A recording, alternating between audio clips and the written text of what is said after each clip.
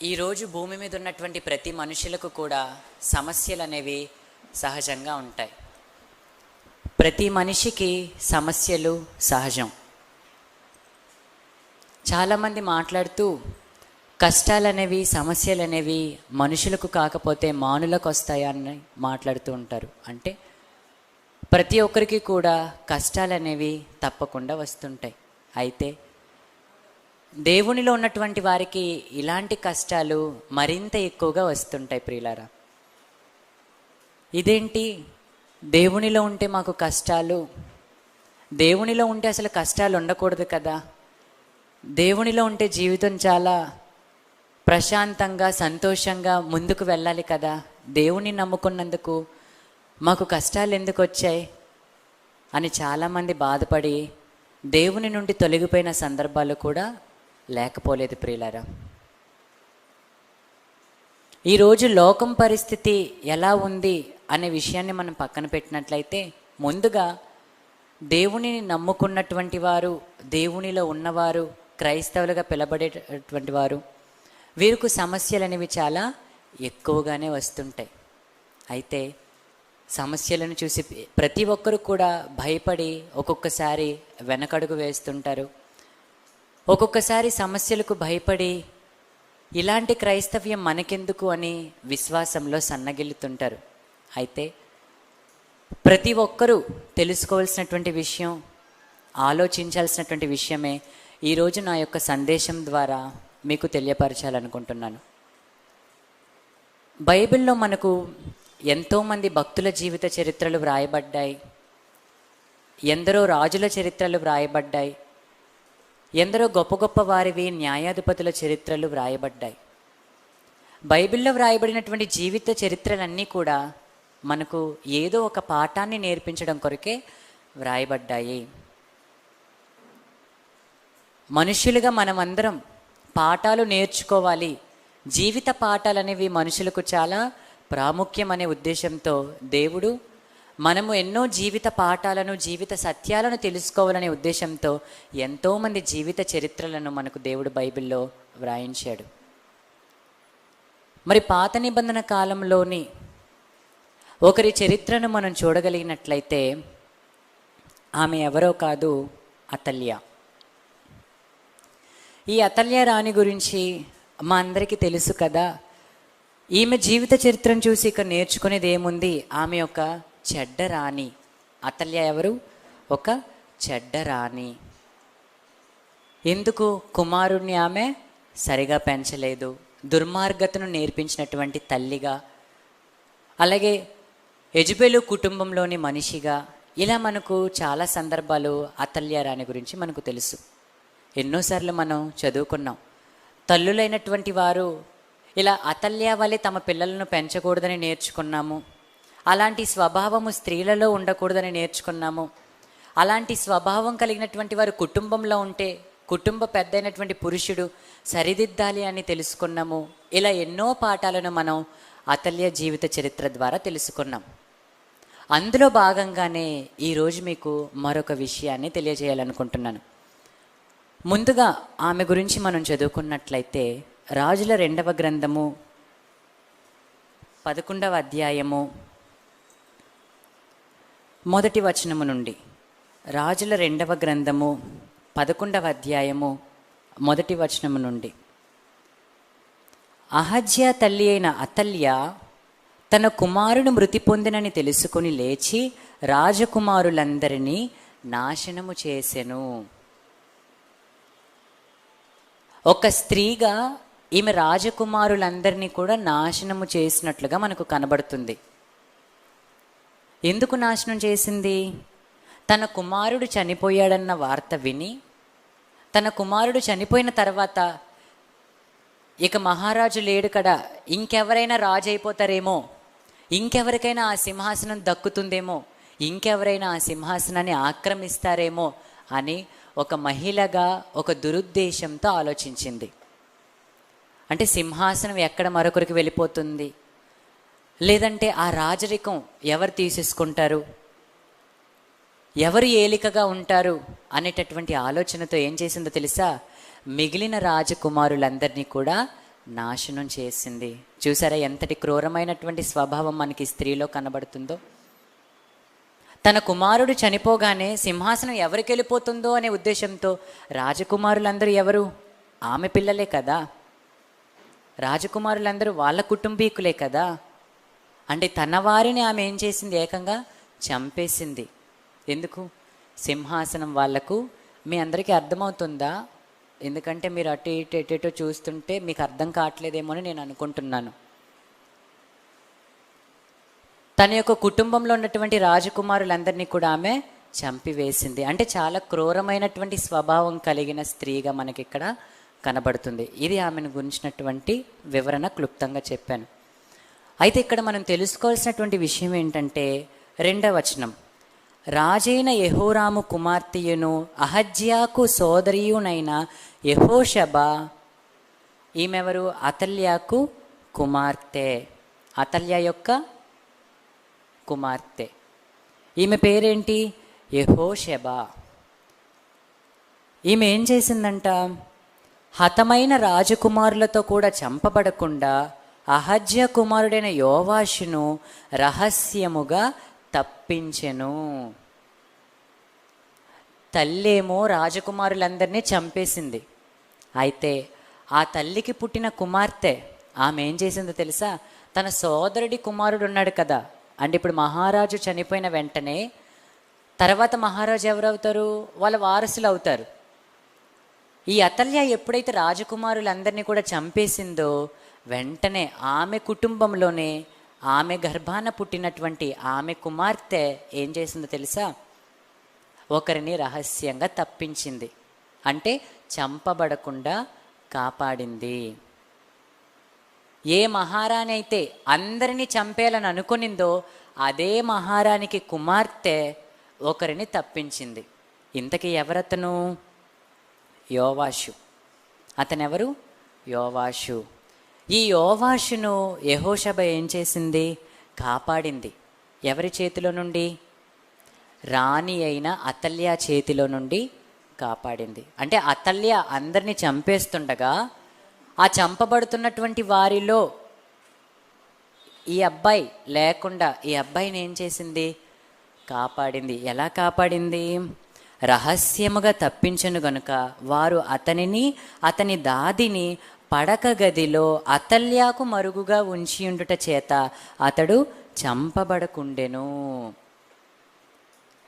ఏ కోటలో అయితే మహారాణి రాజకుమారులందరినీ కూడా చంపేసిందో అదే కోటలో ఆమె కుమార్తె స్వయంగా ఒక రాజకుమారుణ్ణి భద్రపరిచింది, రహస్యంగా దాచింది. ఎక్కడ దాచింది? మళ్ళీ పడక గదిలో. ఈ విషయాన్ని మీకు ఎందుకు చెప్తున్నానంటే, దేవుడు ఎవరినైనా సరే ఒకరిని నాయకులుగా నియమించుకోవాలన్నా లేదంటే ఒక ప్రణాళికతో ఎవరినైనా పుట్టించితే వారికి ఏదైనా ఆపద కష్టం అనేది సంభవిస్తే దేవుడు ఊరుకోడు. దేవుడు ఖచ్చితంగా కాపాడుతాడు. దానికి నిదర్శనం యోవాషు యొక్క చరిత్ర. యోవాషు అసలు చంపబడాలి. అతల్య అందరినీ చంపివేసింది, రాజకుమారులందరినీ చంపివేసింది. ఆ రాజకుమారులందరితో పాటు అతడును చచ్చిపోవాలి. కానీ అతను చనిపోకుండా అక్కడే ఆ కోటలోనే అక్కడే ఆ పడక గదిలోనే రహస్యముగా దాచబడ్డాడు. ఎందుకు దాచబడ్డాడు? భవిష్యత్తులో అతను ఆ ఇశ్రాయేలీలను పరిపాలించాలి కనుక. మరి ఆ ప్రజలందరూ వాళ్ళందరూ ఎవరు? దేవుని చేత ప్రత్యేకింపబడినటువంటి ప్రజలు. మరి దేవుని చేత ప్రత్యేకింపబడినటువంటి ఆ ప్రజలను పరిపాలించుట కొరకే అతను ఆ వరుస క్రమంలో ఉన్నాడు. కాబట్టి అతని చుట్టూ ప్రమాదం పొంచి ఉన్నప్పటికీ ప్రాణాపాయ స్థితి అంటే ప్రాణం పోయే పరిస్థితి వచ్చినప్పటికీ కూడా ఎవరో ఒకరి ద్వారా దేవుడు కాపాడాడు. అలా ఎవరి ద్వారా కాపాడాడు? తన కుటుంబంలో ఒకరేమో చంపాలని చూస్తున్నారు, మరొకరేమో అతనిని కాపాడారు. అంటే మన చుట్టూ ఉన్నటువంటి వారిలో కొందరు మనకు అపాయం కలుగ చేయాలనుకున్నా సరే, ఎంతమందిలో ఉన్నా ఎందరిలో ఉన్నా మనము దేవునికి కావాలి అనుకున్నప్పుడు దేవుడు ఖచ్చితంగా మనలను కాపాడుతాడు. ఎందుకో తెలుసా? మనం ఆయన కొరకు నిలబడాలి కనుక. యోవాషు దేవుని పక్షాన నిలబడి ఇశ్రాయేలీలను, ఆ ప్రజలను పరిపాలించాలి కనుక దేవుడు ఏం చేశాడు? కాపాడాడు. ఆ క్రమములో అతను ఉన్నాడు కనుక అతనిని దేవుడు ఏం చేశాడండి? కాపాడాడు. ఆ తర్వాత ఇంకా అతని గురించి మనం క్రిందకు చదవగలిగినట్లయితే, రాజకోటలో ఎంతకాలం ఒక బిడ్డ రహస్యంగా దాచబడి పెరుగుతారు చెప్పండి, అవునా కాదా? పిల్లలు ఏడుస్తారు. ఎందుకు ఇక్కడ తాతయ్య గారు క్లాస్ చెప్తుంటారా? ఇక్కడ పిల్లలు ఏడవగానే ఎంత భయపడతాం. అమ్మో పిల్లలు ఏడుస్తున్నారు, డాడీ గారికి శబ్దం వినబడుతుందేమో, డాడీ గారు తిడతారేమో. కనుక ఏం చేయాలి? మనం ఎంత అద్దాల క్యాబిన్లో డాడీ ఉన్నా సరే శబ్దం అనేది వినబడుతుంది. తలుపులు క్లోజ్ చేస్తున్నా సరే పిల్లల ఏడుపు వినబడుతుంది అని మనం ఏం చేస్తాము? జాగ్రత్తగా కిందకి వెళ్ళిపోతాం. అంటే పిల్లలతో మనకు ఆ భయం అనేది ఉంటుంది. ఎందుకంటే పిల్లలకు తెలియదు కదా, ఎక్కడ ఏడవాలో ఎక్కడ అరవాలో పిల్లలకు తెలియదు. కనుక పిల్లలను చూసి మనం ఏం చేస్తుంటాం? ఎక్కువగా భయపడిపోతుంటాం, వారి అల్లరి ఎక్కడ వినబడుతుందేమోనని. అలాగే యోవాషు పసికందుగా ఉన్నాడు కదా, పసికందుగా ఉన్నటువంటి యోవాషును ఇక ఎక్కువ కాలం అక్కడ మరి దాచలేరు కదా రాజకోటలో. కనుక ఏం చేశారు తెలుసా? యెహోవా మందిరంలో రహస్యంగా పెంచారు. అంటే కోట వేరుగా ఉంటుంది, మందిరం వేరుగా ఉంటుంది. అప్పుడు ఏం చేశారు? యెహోవా మందిరంలో రహస్యంగా అతనిని పెంచడం అనేది జరిగింది. అంటే ఎన్ని సమస్యలున్నా ఆ సమస్యల నుంచి, ఆ ప్రాణాపాయ పరిస్థితులలో నుంచి దేవుడు స్వయంగా యోవాషును తప్పించాడు. తప్పించి తన మందిరములో తీసుకొని వచ్చి ఉంచాడు. ఎందుకు? భవిష్యత్తులో అతను ఇశ్రాయేలీలను, అంటే దేవుని ప్రజలను, దేవుని పిల్లలను పరిపాలించాలి కనుక, ఆ బాధ్యత అతని మీద ఉన్నది కనుక. అలాగే మరొక సందర్భం మనం ఆలోచన చేసినట్లయితే, మరొక భక్తుడు ఎవరు? మీ అందరికీ ఈ పాటికే గుర్తొచ్చుంటారు. ఎవరు? మోషే గారు. మరి మోషే గారి యొక్క చరిత్రను, మోషే గారి యొక్క పరిస్థితిని మనం ఆలోచన చేసినట్లయితే, మోషే గారు పుట్టేనాటికి అక్కడ ఉన్నటువంటి పిల్లలందరినీ కూడా చంపేయాలనేటటువంటి ఆజ్ఞ అయితే అక్కడ జారీ అయింది. ఇక్కడ అతల్య అయితే ఏకంగా రాజకుమారులందరినీ కూడా చంపేసింది. ఎందుకు? ఎవరైనా రాజు అయిపోతారేమో, ఎవరికి ఆ సింహాసనం వెళ్ళిపోతుందేమో అనేటటువంటి ఉద్దేశంతో. అలాగే మోషే గారి సందర్భంలో కూడా అక్కడ పుట్టినటువంటి పిల్లలందరినీ కూడా చంపించేయాలనేటటువంటి ఆజ్ఞ బయలుదేరింది. ప్రతి ఇంటిలో ఉన్నటువంటి పిల్లలను చంపేస్తున్నారు. అలాంటి పరిస్థితిలో ఏకంగా మోషే గారిని దేవుడు కాపాడి ఎక్కడుంచాడు? ఏ రాజకోటలోనైతే చిన్న పిల్లలను చంపేయాలి అనేటటువంటి ఆజ్ఞ బయలుదేరిందో అదే రాజకోటలో మోషే గారు చక్కగా పెరిగారు. ఎవరి ద్వారా? రాజకుమార్తె ద్వారా, ఫరో యొక్క కుమార్తె ద్వారా. అక్కడేమో అతల్యా కుమార్తె ద్వారా ఆ శిశువు రక్షింపబడ్డాడు, ఇక్కడేమో ఫరో కుమార్తె ద్వారా ఈ శిశువు రక్షింపబడ్డాడు. అంటే రాజకుటుంబీకులలోనే, రాజాజ్ఞ బయలుదేరిన ఆ కుటుంబంలోనే ఎవరో ఒకరి ద్వారా దేవుడు తనకు కావలసినటువంటి వారిని రక్షిస్తున్నాడు. రాణి ఆజ్ఞ బయలుదేరిన ఆ కుటుంబంలో అదే రాణి కుమార్తె ద్వారా ఒక శిశువు రక్షింపబడితే, రాజాజ్ఞ బయలుదేరిన ఈ కుటుంబంలో అదే ఫరో కుమార్తె, రాజకుమార్తె ద్వారా మరొక శిశువు రక్షింపబడ్డారు. అతనే మోషే. ఆ మోషే గారు ఏకంగా ఆ కోటలోనే పెరిగాడు, ఫరో కోటలోనే పెరిగాడు. ఆ సింహాసనానికి వారసుడు అన్నంతగా అతను పెరిగాడు. ఫరో యొక్క కుమార్తెకు కుమారుడు అంటే మాటలు కాదు కదండి, అంతేనా కాదా? వారసులు, సింహాసనానికి అర్హులు, అంత గొప్ప స్థానంలో అతను పెరిగాడు. అలాంటి వాతావరణంలో మోషే గారు పెరగడం అనేది జరిగింది. అలాగే యోసేపు గారి సందర్భం మనం ఆలోచన చేసినట్లయితే, యోసేపు గారు శిశువుగా ఉండడం కంటే ఒక యవ్వన ప్రాయంలోనికి వచ్చారు. ముందు మనం తెలుసుకున్నటువంటి రెండు సందర్భాల్లో కూడా పిల్లలుగా ఉన్నప్పుడు కాపాడబడటం. ఇప్పుడు యోసేపు గారు ఆయన యవ్వన ప్రాయంలో ఉన్నారు. మరి యవ్వన ప్రాయంలో ఉన్నటువంటి యోసేపు గారికి చుట్టూ కూడా ఏమున్నాయి? సమస్యలు. యోసేపు గారికి చుట్టూ సమస్యలు ఉన్నాయి. ఏంటా సమస్యలు? అతను ఎవరి దగ్గర అయితే పని చేస్తున్నాడో, ఎవరి దగ్గర అయితే పెరుగుతున్నాడో, ఆ యొక్క యజమానుని భార్య ఏకంగా యోసేపు గారి మీద పెద్ద నింద వేసింది. మోషే గారు, యోవాషు వాళ్ళైతే పసిపిల్లలుగా ఉన్నారు కాబట్టి అప్పుడు చంపేయాలనుకున్నారు. ఇక్కడ యోసేపు గారి పరిస్థితి ఏంటి? యవ్వనంలో ఉన్నాడు. అందులోనూ ఒక అధికారి భార్య నింద వేసినప్పుడు ఇక అతని ప్రాణం ఖచ్చితంగా పోతుంది. అంటే అది కూడా ప్రాణాపాయ పరిస్థితి, అంటే ప్రాణం పోయేటటువంటి పరిస్థితి. అలాంటి పరిస్థితిలోనూ యోసేపు గారు దేవుని యందలి భయభక్తులు కలిగి ఉన్నారు కనుక యోసేపు గారు కాపాడబడ్డారు. ప్రాణాపాయ స్థితి నుండి కాపాడబడ్డారు. ఆ తర్వాత చెరసాలకు వెళ్ళారు. చెరసాలలో ఉన్నప్పుడు కూడా దేవుని కృప అతనికి తోడై ఉండటం వలన ఏకంగా యోసేపు గారు ఏమయ్యారు? ఏ రాజకోటలోనైతే, ఏ రాజు దగ్గర అయితే చెరసాలలో ఉన్నారో ఏకంగా అతని దగ్గరే ఒక ఉన్నతమైనటువంటి స్థానాన్ని పొందుకోగలిగాడు. ఒక ఉన్నతమైనటువంటి స్థానంలో ఒక గొప్ప అధికారిగా అతను మారగలిగాడు. ఈ మూడు జీవిత చరిత్రలను, ఈ ముగ్గురు జీవిత చరిత్రలను మీకు ఎందుకు ఇప్పుడు నేను చెప్పానంటే, ఈరోజు క్రైస్తవులుగా ఉన్నటువంటి ప్రతి ఒక్కరికి కూడా ఏదో ఒక సమస్య అనేది ఎవరో ఒకరి వలన వస్తూనే ఉంటుంది. ఎందుకంటే క్రైస్తవుడు అయినందుకు బాధ అనుభవించక తప్పదు. క్రైస్తవుడు అంటేనే అగ్ని వంటి మహాశ్రమలు అనేవి వస్తూనే ఉంటాయి. స్వజనుల వలన వస్తాయి, అన్యజనుల వలన వస్తాయి, సహోదరుల వలన వస్తాయి, కపట సహోదరుల వలన వస్తాయి, సొంత ఊరిలో ఉన్నవారి వలన వస్తాయి, పరాయి వాళ్ళ వలన వస్తాయి. పౌలు గారి శ్రమలు మనందరికీ తెలుసు కదండి. పౌలు గారు ఎవరు? క్రైస్తవుడు. ఎన్ని శ్రమలు అనుభవించాడు చెప్పండి?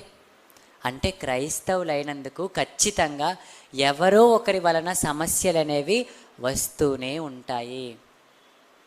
అలాంటి సమస్యలకు గనుక మనము భయపడి, అలాంటి సమస్యలకు బాధపడి దేవుని నుండి మనం దూరం అయిపోతే మనము మంచి భవిష్యత్తును కోల్పోతాము. ఇది ప్రతి ఒక్కరూ, క్రైస్తవులైన ప్రతి ఒక్కరు కూడా ఈ విషయాన్ని తెలుసుకోవాలి. నాకే ఎందుకు ఇన్ని నిందలు వస్తున్నాయి, నాకే ఎందుకు ఇన్ని అవమానాలు వస్తున్నాయి అని ఏ ఒక్కరు కూడా అనుకోకూడదు. అలా అనుకుంటే యోసేపు గారు గొప్పవారు అవుతారా చెప్పండి? యోసేపు గారు ఆ అవమానాలకు, ఆ నిందలకు భయపడి కృంగిపోతే, దేవుని నుండి, విశ్వాసం నుండి తొలగిపోతే అతను ఒక మంచి భవిష్యత్తును చూడగలడా? చూసుండేవాడా? ఆలోచించండి. ఎందుకు భయపడుతున్నాం? ఎందుకు క్రైస్తవులు వెనకడుగు వేస్తున్నారు? ఈరోజు సమాజంలో చూస్తే క్రైస్తవుల పైన ఎన్నో దాడులు జరుగుతున్నాయి. అది మనందరికీ తెలుసు. క్రైస్తవుల పైన దాడి జరుగుతున్నాయి కనుక క్రైస్తవ్యాన్ని వదిలివేస్తామా? క్రైస్తవ్యానికి అనేక శ్రమలు కలుగుతున్నాయి కనుక క్రైస్తవ్యం నుండి మనం దూరమైపోవాలా? క్రైస్తవ్యాన్ని విడిచిపెట్టేయాలా? ఆలోచించండి ఒక్కసారి. మనమైతే తండ్రి గారి మాటల వలన, మన ఆత్మీయ అన్నయ్యల మాటల వలన మనం బలపడుతున్నాం. కానీ మిగిలిన క్రైస్తవులైతే, మరొకరైతే ఇలాంటి శ్రమలలో, ఇలాంటి ఇబ్బందులలో నిలబడగలరా? ఒక్కసారి ఆలోచించండి. ఇంత వాక్యం తెలిసిన మనమే ఒక్కొక్కసారి బాధపడి కృంగిపోయి వెనకడుగు వేస్తుంటాం. దేవుని పని నుండి మనము తొలగిపోతుంటాం. ఇది తప్పకుండా అందరూ కూడా ఒప్పుకోదగినటువంటి వాస్తవం. ఎందుకంటే నేను కూడా ఎన్నోసార్లు ఎన్నిటికో భయపడి దేవుని పనికి వెనకడుగు వేసిన సందర్భాలు లేకపోలేదు, వాక్యం తెలిసి తెలియని రోజుల్లో. అంటే ప్రతి ఒక్కరూ క్రైస్తవులైన తర్వాత ఈ శ్రమలు, ఈ ఇబ్బందులు కలిగినప్పుడు ఖచ్చితంగా వెనకడుగు వేస్తారు. నాకే ఎందుకు ఇలా జరుగుతున్నాయి అనుకుని బాధపడతారు. కానీ అలాంటి బాధలు మనము పడకూడదు. అలాంటి బాధలలో కూడా మనము ధైర్యంగా ఉండాలి. ఎందుకు తెలుసా?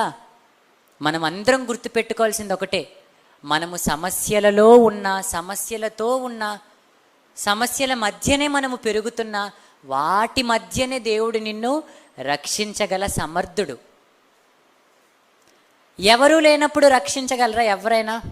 ఇప్పుడు ఒకరి గొప్పతనం తెలియాలనుకోండి, నీ మీద నాకు ప్రేమ ఉంది అని మాటల్లో చెప్తే సరిపోతుందా? నలుగురు నిన్ను చుట్టుముట్టి కొడుతున్నప్పుడు నేను వచ్చి నిన్ను కాపాడితేనే నా గొప్పతనం ఏంటో నీకు తెలుస్తుంది. అంటే నా గొప్పతనం తెలియాలంటే నీకు ఏదో ఒక ఇబ్బంది కలగాలి, ఆ క్షణంలో నేను రావాలి, నిన్ను రక్షించాలి. అప్పుడు నా యొక్క గొప్పతనం, నా యొక్క ప్రేమ అనేది నీకు తెలుస్తుంది. మరి దేవుని గొప్పతనం తెలియాలన్నా, దేవుని ప్రేమ తెలియాలన్నా, ఆయన మన పట్ల చూపిస్తున్నటువంటి అపారమైనటువంటి ప్రేమ మనకు తెలియాలన్నా, మనకు ఖచ్చితంగా ఈ సమస్యలు అనేవి రావాలి. సమస్యలు వస్తేనే దేవుని ప్రేమ మనకు అర్థమవుతుంది. సమస్యలు వస్తుంది కనుక మనము బాధపడకూడదు. యోవాషు ఎంత చిన్నవాడు చెప్పండి, అభం శుభం తెలియని పసివాడు. అతనిని ఏకంగా చంపేయాలని ఆజ్ఞ బయలుదేరింది. ఆజ్ఞ బయలుదేరటమేంటి, ఏకంగా రాని అందరిని చంపేసింది కూడా, తన తోటి వారిని. అంటే తన వారినే చంపుకునేటటువంటి వారు కూడా సమాజంలో ఉంటారా? ఉంటారు. తన వారి యొక్క క్షేమాన్ని చూసి సహించలేని, ఓర్వలేని వారు ఉంటారా సమాజంలో? ఖచ్చితంగా ఉంటారు. తమ వారిని చూసి ఓర్వలేని వారు సమాజంలో ఉన్నప్పటికీ మనం ఏం చేయాలో తెలుసా? దేవుని పట్ల నమ్మకం కలిగి, నాకు నా దేవుడు ఉన్నాడు, నా దేవుడు ఉండగా నాకు భయం ఎందుకు? దేవుడు నన్ను కాపాడగలడు. ఎలాంటి పరిస్థితిలో ఉన్నాయినా సరే. ఇప్పుడు యోవాషు తనకు తానుగా పరిగెట్టి వెళ్ళిపోగలడా? తనకు తానుగా పరిగెట్టి పారిపోగలడా? ఒక శిశువు పారిపోగలడా? మోషే గారు పారిపోగలరా? చిన్న శిశువు చంపేస్తారు, వాళ్ళకు వాళ్ళు పారిపోగలరా చెప్పండి? లేదు కదా.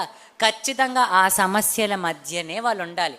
ఆ సమస్యల మధ్యనే వారి జీవితం అనేది ముడిపడి ఉంది. అవునంటారా కాదంటారా? ఒక్కసారి ఆలోచించండి, మీకు అర్థమవుతుందా? అర్థమైతే మరి ఎక్స్ప్రెషన్ లేదు, తల ఊపాలి కదా. యోవాషు గారు కానివ్వండి, అలాగే మోషే గారు కానివ్వండి, వీళ్ళు చిన్న పిల్లలు. వాళ్ళు సమస్యలను చూసి పరిగెట్టి పారిపోగలరా? లేదు కదా. ఖచ్చితంగా ఆ సమస్యల మధ్యే ఉండాలి. ఆ సమస్యలు, తమ చుట్టూ సమస్యలున్న అక్కడే ఉండాలి. మరి వారు ఎలా కాపాడబడతారు? ఎలా కాపాడబడతారు? దేవుడు కాపాడుతాడు. వాళ్ళు ఎంత చిన్న పిల్లలైతే ఏంటి, వాళ్ళ సమస్యల్లో ఉండగానే, వాళ్ళకు ప్రాణాపాయ స్థితి కలుగగానే వారిని ఎవరు కాపాడారు? దేవుడు కాపాడాడు. అలాగే యోసేపు గారు ఎలా పారిపోగలడు? ఎటు చూసినా భటులే ఉంటారు, పైగా నింద పడిపోయింది. అమ్మో నాకు ఇంత నింద పడిపోయిందని అతను అనుకున్నాడా? మనమైతే ఏం చేస్తాం? నేను ఇంతటి గొప్ప వ్యక్తులము, మా మీద నింద పడిపోయిందా? ఇలాంటి నిందలు భరించడం కంటే అసలు మేము ఇక్కడికి రాకుండా ఉండడమే చాలా మంచిది, ఉత్తమం అని ఇలాంటి ఆలోచనల్లో కూడా ఉంటారు, ఉన్నాము కూడా. అంటే ఎందుకు? మనకు వాక్యం అనేది సరిగా తెలియకపోవటం వలన, వాక్యంలో మనకు సరైనటువంటి అవగాహన లేకపోవటం వలన, అన్నిటికంటే ముఖ్యంగా దేవుని మీద మనకు నమ్మకం అనేది లేకపోవటం వలన. దేవుణ్ణే కనుక నమ్ముకొని ఆయన పట్ల భయము భక్తి కలిగి ఉంటే ఎలాంటి సమస్యలోనైనా సరే దేవుడు మనల్ని ఖచ్చితంగా కాపాడుతాడు, రక్షిస్తాడు. దేవుడు కాకపోతే ఇంకెవరు రక్షిస్తారు మనల్ని చెప్పండి? పసిపిల్లలుగా ఉన్నటువంటి వారిద్దరిని కూడా దేవుడే రక్షించాడు, దేవుడే కాపాడాడు. అలాగే యోసేపు గారిని కూడా దేవుడే కాపాడాడు. ఎందుకు? వారిపైన ఒక బాధ్యత ఉంది కాబట్టి. ఈ విషయాన్ని మర్చిపోకూడదు. వారి మీద ఒక భారభరితమైనటువంటి బాధ్యత ఉంది. మోషే గారు ఏకంగా ఇశ్రాయేలీల జనాంగాన్ని నడిపించాలి. అలాగే అతల్యాకు మనవుడు అతనేం చేయాలి? ఇశ్రాయేలు ప్రజలను పరిపాలించాలి. అలాగే యోసేపు గారు కరువు కాలంలో ఆ ఇశ్రాయేలీల మూల పురుషుడిని, ఆ జనాంగాన్ని, వారిని కాపాడాలి. అంటే దేవుని చేత ప్రత్యేకింపబడినటువంటి జనాలను కాపాడటం కొరకు వీళ్ళు పుట్టారు, వీరు కారణ జన్ములు, అందుకొరకు వారు జన్మించారు. కాబట్టి మరి అలాంటి కారణ జన్ములకు సమస్యలుంటే దేవుడు కాపాడడా చెప్పండి? అసలు కోట్ల మందిలో మనల్ని నిలబెట్టాడంటే అది ఎంత కష్టం. తల్లి గర్భంలోనే, ఆ తల్లి గర్భమే ఒక యుద్ధ భూమి లాంటిది. కొన్ని కోట్ల కణాల మధ్యన మనలను నిలబెట్టాడు, మనలను ఎంపిక చేశాడు. అక్కడ కూడా ఉన్నాయి కదా, అక్కడ కూడా మనతో పాటు ప్రయాణిస్తున్నటువంటివి మిగిలిన కణాలు మనల్ని చంపాలని చూస్తాయి. అతల్య ఎలాగైతే తన వారిని చంపాలని చూసిందో, అలాగే తల్లి గర్భంలో కూడా మనల్ని మింగివేయాలని, మనల్ని వెనక్కు నెట్టాలని, మనల్ని తోసేయాలని మిగిలిన కణాలు అనుకోవా? చెప్పండి. కానీ అలాంటి పరిస్థితుల్లో కూడా దేవుడు మనల్ని అలా తీసుకొచ్చి నిలబెట్టి భూమి మీదకు రప్పించాడు. ఎందుకు? మన మీద ఆయనకు ఒక నమ్మకం ఉంది. ఏంటో తెలుసా నమ్మకం? వీళ్ళు నా ప్రజలను కాపాడుతారు, వీళ్ళు నా ప్రజలను కాపాడాలి కనుకనే వీరి భూమి మీదకి వచ్చారు అని దేవుడు మన మీద ఎంతో నమ్మకం పెట్టుకొని ఉంటాడు ప్రియులారా. మరి కన్న తండ్రి మన మీద అంత నమ్మకం పెట్టుకున్నప్పుడు మనం ఎందుకు దేవుని మీద అంత నమ్మకాన్ని పెట్టుకోలేకపోతున్నాం? మనం ఎందుకు దేవుని పట్ల అంత నమ్మకం కలిగి బ్రతకలేకపోతున్నాం?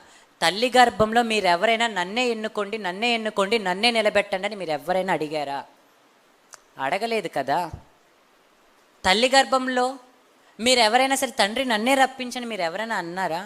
లేదు కదా. కానీ దేవుడే మిమ్మల్ని తగిన కాలం ముందు తీసుకొని వచ్చి ఆ తల్లి గర్భం ద్వారా ఈ భూమి మీదకు మనల్ని తెప్పించాడు. అలాగే భూమి మీద జీవిస్తున్నటువంటి ఈ కాలంలో కూడా దేవుడే తగిన కాలం మందు మనల్ని ఒక ఉన్నత స్థితిలో నిలబెడతాడు. అంతవరకు మనకు ఏమొస్తాయి? ఖచ్చితంగా కష్టాలు అనేవి వస్తుంటాయి. ఎవరి వలన వస్తుంటాయి? ఎవరి వలనైనా వస్తుంటాయి. మన అనుకునే వారి వలనే వస్తాయి, మనము నమ్ముకున్న వారి వలనే వస్తాయి, మనతో ఉన్నవారి వలనే వస్తాయి. మరి అతల్య ఎవరు? ఆ శిశువుకి ఏమవుతుంది? సొంత నానమ్మే కదా, తన వాళ్ళే కదా, వాళ్ళ వలనే కదా అతనికి అపాయం వచ్చింది. అంటే ఎవరి వలనైనా నీకు అపాయం వస్తుంది, కానీ దేవునికి నువ్వే కావాలి కాబట్టి సహాయము దొరుకుతుంది, అపాయము వస్తుంది, సహాయము దొరుకుతుంది. సమస్యల్లో ఉన్న, సమస్యలతో ఉన్న, సమస్యల మధ్యనే ఉన్న అక్కడ నుండి దేవుడు నిన్ను రక్షించగలడు. దేవుడు రక్షించాలండి. ఇప్పుడు ఒక గుంటలో పడిపోయాము, కూరుకుపోయాము, సహాయాన్ని ఎక్కడి నుంచి? పక్కన ఎవడు? ఎందుకంటే చుట్టూ కూడా బురదే ఉంటుంది. సహాయం నీకు ఎక్కడి నుంచి రావాలి? ఒక చెయ్యి పైనుంచి నీకు చేయూతనివ్వాలి. ఒక గుంటలో మీరు పడిపోయారు అనుకోండి, మీకు చేయూత ఎక్కడి నుంచి వస్తుంది? పైనుండే వస్తుంది.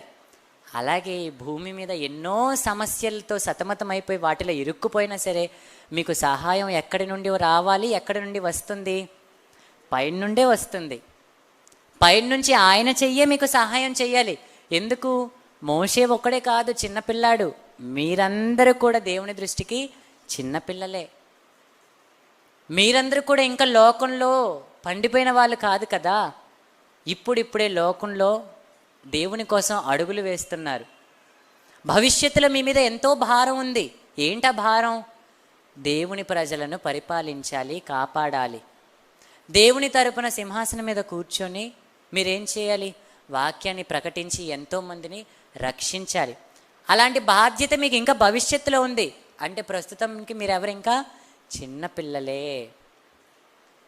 మీరు ఇంకా చిన్నపిల్లలే దేవుని దృష్టికి.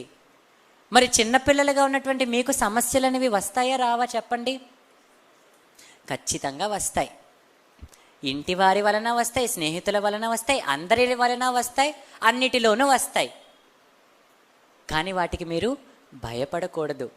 భయపడకుండా ధైర్యంగా ఉండడం కొరకే ఇంతమంది భక్తుల జీవిత చరిత్రలను, అలాగే ఎంతోమంది రాజుల చరిత్రలను దేవుడు వ్రాయించాడు. ఆ యొక్క యోవాషు గురించి, యోవాషు రాజ్యమును ఏలన ఆరంభించినప్పటి నుంచి రాయించవచ్చు కదా. ఎందుకు? పుట్టినప్పుడు జరిగిన కుట్రను, అప్పుడు అతను కాపాడబడినటువంటి విషయాన్ని, ఎలా కాపాడబడ్డాడో, ఎవరి ద్వారా కాపాడబడ్డాడో, ఇదంతా అవసరమా రాయించటం? ఇదంతా రాయించాడంటే కారణం ఏంటో తెలుసా? మనం ధైర్యంగా ఉండాలని. అంటే నీ చుట్టూ ఉన్న వారిలోనే ఒకరి వలన నీకు సమస్య వస్తే అదే చుట్టూనున్న వారిలోనే మరొకరి వలన దేవుడు నీకు సహాయాన్ని అందిస్తాడు. సహాయాన్ని అందించకుండా ఉండగలడా? అస్సలు ఉండడు. ఎందుకు? ఎంతైనా మనం ఆయన పిల్లలం కనుక. పిల్లలకు కాకపోతే ఇంకెవరికి సహాయం చేస్తాడు దేవుడు? చెప్పండి, అవునా కాదా? దేవదూతలుగా చేస్తారు, వాళ్ళు పని మనుషులు, సేవకులు. అంటే సహాయం ఎవరికి చేస్తాడు దేవుడు? తన పిల్లలకే సహాయం చేస్తాడు. అందుకే యెషయా గ్రంథంలో ఒక మాటను వ్రాయిస్తూ, యెషయా గ్రంథం 51వ అధ్యాయం 12-13 వచనములు. యెషయా గ్రంథం 51వ అధ్యాయం 12-13 వచనం. నేను మిమ్మును ఓదార్చువాడను. అదేనా అక్కడ ఉంది? యెషయా గ్రంథం 51వ అధ్యాయం 12వ వచనం. నేను మిమ్మును ఓదార్చువాడను అని లేదు అక్కడ. నేనే మిమ్మును ఓదార్చువాడను మళ్ళీ రెండోసారి రిపీట్ చేశారు అక్కడ. మీరు తప్పు చదివేశారు రెఫరెన్స్. నేను మిమ్మును ఓదార్చువాడను అని లేదు. నేనే మిమ్మల్ని ఓదార్చువాడను అంటే అక్కడ నొక్కి వక్కా నుంచి చెప్తున్నాడు దేవుడు. అంటే మనం ఎక్కడ నేను మిమ్మల్ని ఓదార్చేవాడనేది కామన్గా ఉంది, కానీ అక్కడ నేనే నిన్ను ఓదార్చాలి, ఇంకెవరు కూడా నిన్ను ఓదార్చలేరు. దాని అర్థం అదే కదా, అంత స్ట్రెస్ చేసి చెప్పారంటే. అంటే మీకు సమస్యలున్నా, సమస్యల మధ్య మీరు పెరుగుతున్నా, క్రైస్తవులుగా మీకు ఇబ్బందులు వస్తున్నా సరే మిమ్మల్ని ఎవరు ఓదార్చాలి?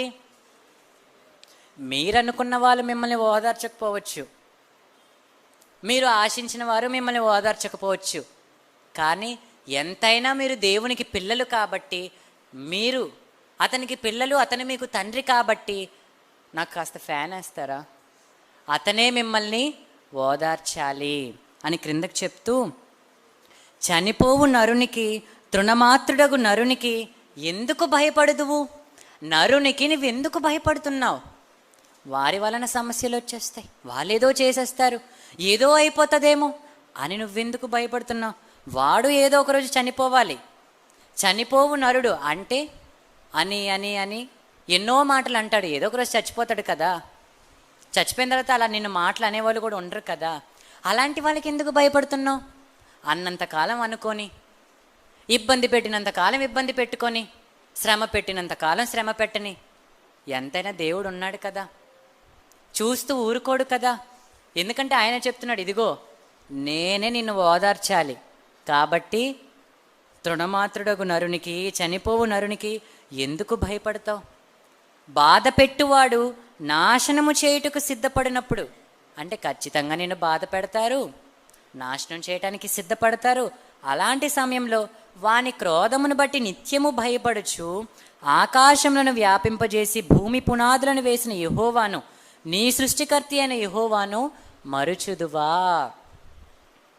మరుచుదువా అని దేవుడు ఇక్కడ ప్రశ్న వేస్తున్నాడు. అంటే నీకు సమస్యలు రాగానే నువ్వు వాళ్ళకు భయపడి నన్ను మరిచిపోతావా? నీకు సమస్యలు రాగానే దేవుణ్ణి పక్కన పెట్టేస్తావా? అంటే ఇంక దేవుడు లేడు అనుకుంటున్నావా? దేవుడు న్యాయం చేయడు అనుకుంటున్నావా? దేవుడు కాపాడడు అనుకుంటున్నావా? ఖచ్చితంగా దేవుడు కాపాడుతాడు. ఎలా కాపాడుతాడు? ఎలాగైనా కాపాడుతాడు. యోసేపు గారిని కాపాడిన విధానం ఒకలా ఉంది, మోషే గారిని కాపాడిన విధానం మరోలా ఉంది. అలాగే యోవాషును కాపాడినటువంటి సందర్భం మరోలా ఉంది. అలాగే యేసుక్రీస్తు వారు పుట్టినప్పుడు ఆ శిశువును చంపజూచినప్పుడు ఏకంగా యోసేపును మరియకు ప్రత్యక్షమై వాళ్ళిద్దరిని కూడా ఐగుప్తుకు వెళ్ళిపోమని చెప్పాడు. అంటే ఒక్కొక్కరిని ఒక్కొక్కలాగా దేవుడు కాపాడుకుంటూ వచ్చాడు. అంటే అందరినీ ఒకేలా కాపాడుతాడా? అలా కాదు. పలానా వాళ్ళను పలానా సమయంలో కాపాడాడు, నన్ను ఈ సమయంలో కాపాడలేదు కాబట్టి నన్ను కాపాడాడేమో అని మనం అనుకోకూడదు. యోసేపు గారు యవన ప్రాయంలో ఉండగా కాపాడబడ్డారు. అలాగే యేసుక్రీస్తు వారు, మోషే గారు, యోవాషు గారు, వీళ్ళందరూ కూడా వివిధ సందర్భాలలో, వివిధ రూపాలలో వారందరికీ కూడా దేవుని యొక్క సహాయం అనేది లభించింది. అంటే దేవుని యొక్క సహాయం ఎప్పటికైనా లభిస్తుంది. అంతవరకు మనం ఏం చేయాలి? ఆ దేవుని మీదే నమ్మకం కలిగి మనము జీవించాలి. ఆ దేవుని యందలి ధైర్యము కలిగి మనము నివసించాలి. ఎందుకంటే దేవుని కంటే ఎక్కువ ధైర్యం మనకి ఎవరైనా ఇస్తారా? పోనీ మీకు ధైర్యం చెప్పే వాళ్ళు ఉన్నారనుకోండి, నేనున్నాను, నాకు 20 సంవత్సరాలు, నాకు ధైర్యం చెప్పే వాళ్ళకి ఒక 80 సంవత్సరాలు అనుకోండి, నేను ఇంకా 60 సంవత్సరాలు బ్రతకాలి. ఆ 60 సంవత్సరాలు నాతో పాటు ధైర్యం చెప్పడానికి వాళ్ళు ఉంటారా? ఉండరు కదా. మనకు ధైర్యం చెప్పడానికైనా వాళ్ళు ఎంతకాలం మనతో ఉంటారు? ధైర్యం చెప్పే వాళ్ళు ఎంతకాలం మనతో ఉంటారు? కాపాడడానికి మనం ఎవరి దగ్గర నుంచి అయితే సహాయాన్ని ఆశిస్తామో వాళ్ళు ఎంతకాలం కాపాడగలరు? ఇప్పుడు అతల్య దగ్గర నుంచి అయితే కాపాడింది బిడ్డను. ఎక్కడ కాపాడింది? ఎక్కడ ఉంచింది? పడక గదిలో. ఎంతకాలం ఉంచింది పడక గదిలో? కొంతకాలమే. ఎందుకంటే ఎక్కువ కాలం ఉంచడానికి అవ్వదు కదా, ఎంత కాపాడినా కొంతకాలమే. తర్వాత మళ్ళీ ఎక్కడికి వెళ్ళిపోయాడు? దేవుని మందిరంలోనే వెళ్ళి పెంచబడ్డాడు. దేవుని మందిరంలో పెంచబడ్డాడు. 7 సంవత్సరాలు రాగానే మహారాజు అయిపోయాడు. అంటే దేవుడు అనుకుంటే నిన్ను సమస్యలలో నుండి కాపాడగలడు. నిన్ను నిలబెట్టాలనుకుంటే నీ వయసు 7 సంవత్సరాల, 27 సంవత్సరాల, 67 సంవత్సరాల కూడా అతనికి అవసరం కాదు. నిన్ను నిలబెట్టాలి అని ఆయన అనుకుంటే నిన్ను ఖచ్చితంగా కాపాడతాడు. ఆ యోవాషును 7 సంవత్సరాలు కాపాడుకుంటూ వచ్చాడు దేవుడు, అవునా కదా? అంటే 7 years అతనికి రక్షణ, ప్రొటెక్షన్. చూసారా? అంటే 7 సంవత్సరాలలో ఎప్పుడైనా అతల్య చంపేస్తుంది, అంతే కదా? అంటే 7 సంవత్సరాలు అతను ప్రాణాపాయ స్థితిలో ఉన్నప్పటికీ దేవుని చేత కాపాడబడ్డాడు. అంటే 7 సంవత్సరాలు అతనికి అక్కడ కష్టాలే కదా అతల్య దగ్గర. అంటే బిక్కుబిక్కుమంటూ బ్రతకాలి. కానీ దేవుని మందిరంలో ఉండడం వలన చక్కగా అతను బ్రతకడం అనేది జరిగింది. మనం ఒకరోజు బాధపడతాం, రెండో రోజు ఏంటి నిన్నంత బాధపడ్డాం కదా, అయినా మనకి వాళ్ళ సమాధానం దొరకట్లేదు. దేవుడు చూస్తూ ఊరుకున్నాడా? చూస్తూ ఏమనట్లేదు. ఎందుకు దేవునికి నేను ఇష్టమా, కష్టమా, నష్టమా? ఇలా మనం ఎన్నెన్నో ఆలోచనలు ఆలోచించేస్తుంటాం, ఓవర్ థింకింగ్ చేసేస్తుంటాం. దేవుడు ఎందుకు స్పందించట్లేదని మనం అనుకుంటాం. 7 సంవత్సరాలు పట్టింది అక్కడ యోవాషును భద్రంగా కాపాడుకుంటూ రావటానికి. మరి మనం ఒక రోజుతో వదిలిపోతుందా మనకు వచ్చిన కష్టాలు? 2 రోజులతో తీరిపోతాయా? 3 రోజులతో ముచ్చటగా ముగిసిపోతుందా? కాదు కదా, ఎన్నో సంవత్సరాలు ఉంటాయి. అనకూడదు కానీ క్రైస్తవులు అయినందుకు జీవితాంతం, మనము మరణించినంత వరకు ఈ కష్టాలు, ఈ శ్రమలు ఇవన్నీ కూడా వస్తూనే ఉంటాయి. కానీ మనం వీటన్నిటికీ కూడా భయపడకూడదు, దేవునిని విడిచిపెట్టకూడదు. దేవునిని ఇలాంటి కష్టాలలో కూడా విడిచిపెట్టకూడదు అనడానికి మీకు ఒక భక్తుడి యొక్క సందర్భాన్ని చెప్తానండి. యోబు గ్రంథం మనం చూడగలిగినట్లయితే, యోబు గ్రంథం త్వరగా చదువుతాను. యోబు గ్రంథం 19వ అధ్యాయం 17వ వచనం. యోబు గ్రంథం 19వ అధ్యాయం 17వ వచనం. నా ఊపిరి నా భార్యకు అసహ్యము. అతని ఊపిరి అంటే అతని ప్రాణాలు. ఊపిరి అంటే ఊపిరితో ఉండడం అంటే ప్రాణాలతో ఉండటం. నా ఊపిరి ఎవరికి అసహ్యం? యోబు గారి యొక్క ఊపిరి అతని భార్యకే అసహ్యం. సతీమణి, లైఫ్ పార్ట్నర్, సగభాగం, ఆమెకే అసహ్యం అంట యోబు గారి యొక్క జీవితం. నేను కనిన కుమారులకు నా వాసన అసహ్యం. చూసారా భక్తుడికి ఎలాంటి కష్టం వచ్చిందో? భక్తుడికి ఎలాంటి కష్టం ఏర్పడింది? అతని కుటుంబంలో ఉన్నటువంటి వారికే అతనంటే అసహ్యం.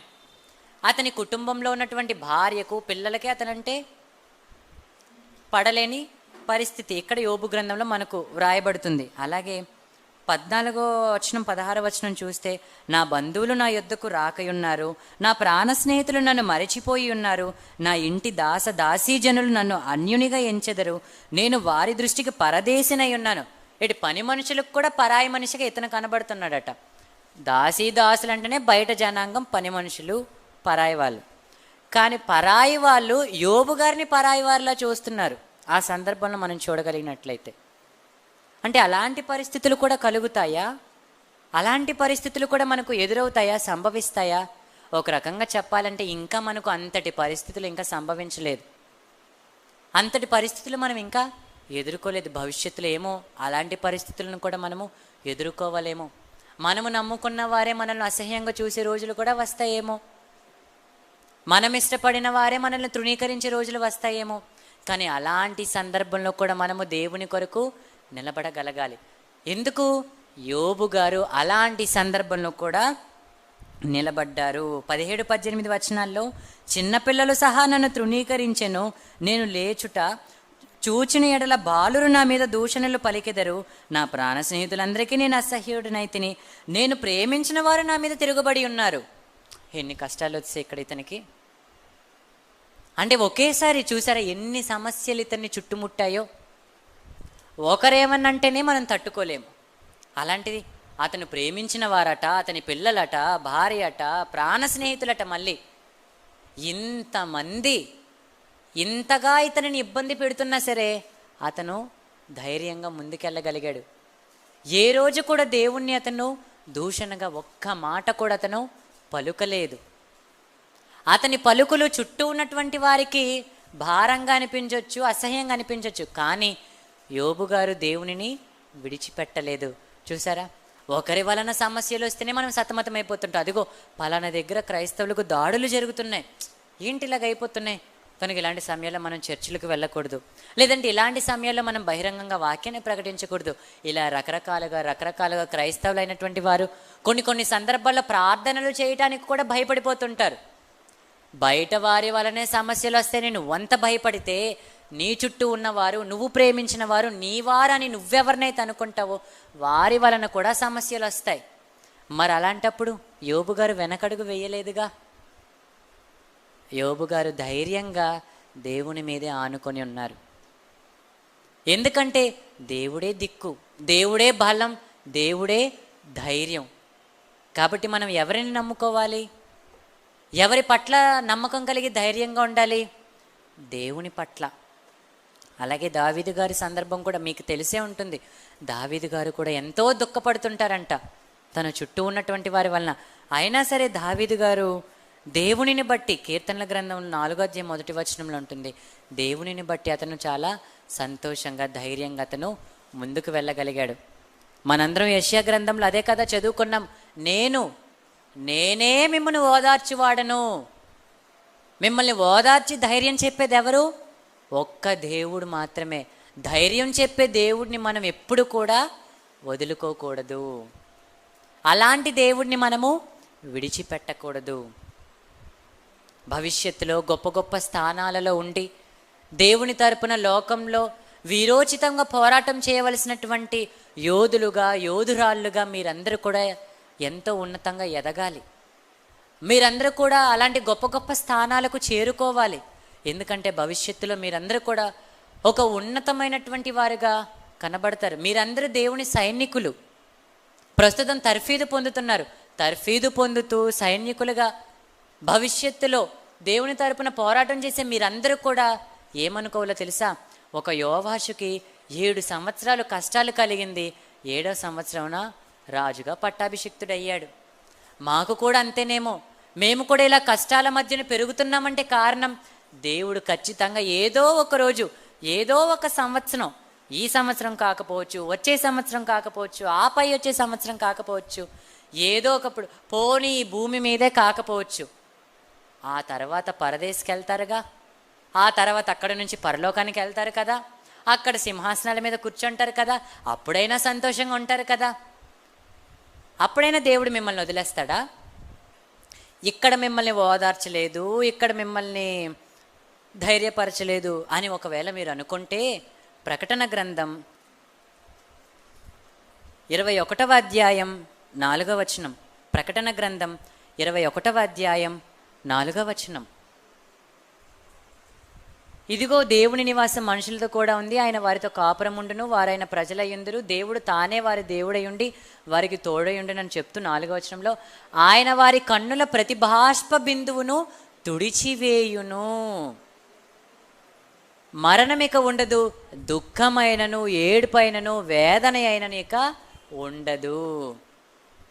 దుఃఖమైన, ఏడుపైన, వేదన అయినా ఉండదట. ఏకంగా దేవుడే స్వయంగా మీ కన్నుల నుంచి పడేటటువంటి బాష్ప బిందువులను తుడిచివేస్తాడు. అంటే మీ కష్టాల నుంచి మిమ్మల్ని తీసుకుని వెళ్ళి మిమ్మల్ని ఆనందింపజేస్తాడు. భూమి మీద ఉన్నటువంటి ఈ కొద్ది కాలం మనం కష్టాలు అనుభవిస్తే ఏదో ఒక రోజు ఆయన ఏదో ఒక విధంగా సహాయం చేస్తాడు. లేదు, ఈ భూమి మీదంతా నువ్వు అలాగే శ్రమలు అనుభవించాలి, నీకు ఇలాగే ఉంది, నీ గురించి నేను ఇలాగే రాశాను నాన్న, నువ్వు ఇలాగే శ్రమలు పడాలి. యేసుక్రీస్తు వారి గురించి అలాగే కదా రాశారు. చనిపోయినంత వరకు శ్రమలే, ఎక్కడుంది ఓదార్పు? అవునా కదా చెప్పండి, ఎక్కడుంది? చనిపోయినంత వరకు కూడా అతనికి కన్నీళ్ళు, కష్టాలు. ఎవరి వలన? ఇంటికి వెళ్తే తమ్ముళ్ళు వెళ్ళిపోమన్నారు, స్వజనులేమో వెళ్ళిపోమన్నారు, ఏ ప్రజలనైతే కాపాడటానికి వచ్చాడో, మంచి చేయాలనుకుని కాపాడాలనుకుంటే ఆ ప్రజలే సిలువ వేయాలని కోరుకున్నారు. మరి ఇంకెక్కడిది యేసుక్రీస్తు వారికి ఆనందం, సంతోషం? ఈ భూమి మీద లేకపోయినా ఆయనకు మరణించి పరలోకానికి వెళ్ళిన తర్వాత సింహాసనం దక్కింది కదా. అలాగే మనము కూడా దేవుని యందలి నమ్మకం కలిగి ధైర్యంగా ఉండాలి ప్రియులారా. అందుకే చివరిగా ఒక మాట చెప్పుకొని ముగించుకుందాం. కొరింథీయులకు రాసిన 2వ పత్రిక 12వ అధ్యాయము 10వ వచనము. కొరింథీయులకు రాసినటువంటి 2వ పత్రిక 12వ అధ్యాయము 10వ వచనం.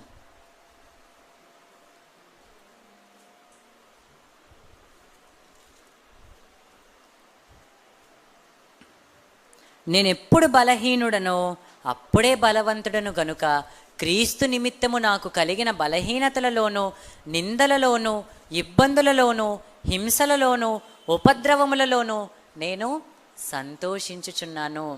నేను ఎందుకు సంతోషిస్తున్నానో తెలుసా? ఉపద్రవాలు వచ్చాయని కాదు, నిందలు వచ్చాయని కాదు, ఇబ్బందులు ఉన్నాయని కాదు, హింసలు ఉన్నాయని కాదు. ఇవన్నీ నాకు ఉన్నాయంటే కారణం ఏంటి? నా దేవుడు ఎప్పటికైనా నాకు చెయ్యందిస్తాడు కనుక, వీటన్నిటి మధ్యలో నుంచి నన్ను కాపాడుతాడు కనుక నేనేం చేయాలి? ఇప్పుడు సంతోషించాలి, అంతే కదా. ఎవరికీ లేని గొప్ప ధైర్యం, ఎవరికీ లేని గొప్ప రక్షణ నా ఒక్కడికే ఉంది. కష్టాలు వస్తే మనుషులు చూసి చూడనట్టు వెళ్ళిపోతారు, ఏదైనా ఇబ్బందులు కలిగితే చూసి చూడనట్టు వెళ్ళిపోతారు. కానీ దేవుడే సహాయకుడై నిలబడితే అది సంతోషం కాదా? అది ఆనందం కాదా? అలాంటి సంతోషం, ఆనందం కొరకైనా మనము శ్రమలు అనుభవించడం తప్ప చెప్పండి? కనుక వీటన్నిటిని కూడా మీ హృదయములందు భద్రపరుచుకొని ఎప్పుడు కూడా సమస్యలతో సతమతమైపోయి దేవుని నుంచి, విశ్వాసం నుంచి వెనకడుగు వేయకుండా దేవుని కొరకు మీరందరూ కూడా ఉన్నతంగా నిలబడాలి. మీరందరూ దేవుని కొరకు నిలబడాలి. దేవుడు అందుకొరకే మిమ్మల్ని నిలబెట్టాడు. మీరు నిలబడాలి కనుకనే ఆయన మిమ్మను నిలబెట్టాడు. మీకు ధైర్యం చెప్పడానికి ఎవరు లేకపోయినా మీ దేవుడు మీతో పాటు, మీతో కూడానే ఉన్నాడు. సమస్యలతో సతమతమవుతున్న, సమస్యల మధ్య పెరిగిన, సమస్యల చుట్టూ నివసించిన, నీవారే నిన్ను ద్వేషించిన, నీ వారికే నువ్వు అసహ్యమైనా సరే, వారి మధ్య నుంచి దేవుడు నిన్ను తీసుకుని వచ్చి ఒక ఉన్నతమైనటువంటి స్థానంలో కూర్చోబెడతారు. యోసేపు గారు తన వారికే తాను చేదైపోయాడు, తన సోదరులకు, అవునా కదా. కానీ ఒకానొక సందర్భం వచ్చినప్పుడు దేవుడే ఉన్నతంగా నిలబెట్టాడు. ఆ రోజు అందరూ అతని దగ్గరికే వచ్చారు. అలాగే మోషే గారి యొక్క సందర్భం కూడా ఆలోచిస్తే, మోషే గారు అన్ని కష్టాలలో ఉన్నప్పటికీ కూడా ఆ ఫరో కోటలోనే పెంచబడ్డాడు. ఆ తర్వాత గొప్ప నాయకుడు అయ్యాడు, అవునా కదా. అలాగే మీరందరూ కూడా గొప్ప గొప్ప నాయకులుగా, నాయకురాళ్ళుగా మారాలి కనుక, అలాంటి బాధ్యతలు మీ మీద ఉన్నాయి కనుక, క్రైస్తవులు అంటేనే గొప్ప బాధ్యతలో ఉన్నటువంటి వారు. ఎందుకు? మీరందరూ ఎవరు? రాజులు. మీరందరూ ఎవరు? రాజులు. అంటే ఏ రాజులకైనా సరే ఇలాంటి సమస్యలు ఖచ్చితంగా వస్తాయి. పాత నిబంధన కాలంలో రాజులకు సమస్యలు రాగానే ఎవరి దగ్గరికి వెళ్ళారు? దేవుని దగ్గరికే వెళ్ళారు. దేవుని మీద ధైర్యంగా ఉంటూనే యుద్ధానికి వెళ్ళారు, అవునా కదా. దేవుని మీద భారం వేసి యుద్ధానికి వెళ్ళారు. అలాగే మీరందరూ కూడా దేవుని మీద భారం వేసి, దేవుని యందలి ధైర్యంగా ఉండి మీ విశ్వాస జీవితాన్ని కొనసాగిస్తూ మీరందరూ కూడా ఉన్నతంగా నిలబడాలని మనస్ఫూర్తిగా కోరుకుంటూ ఈ నా మాటలను ముగిస్తున్నాను.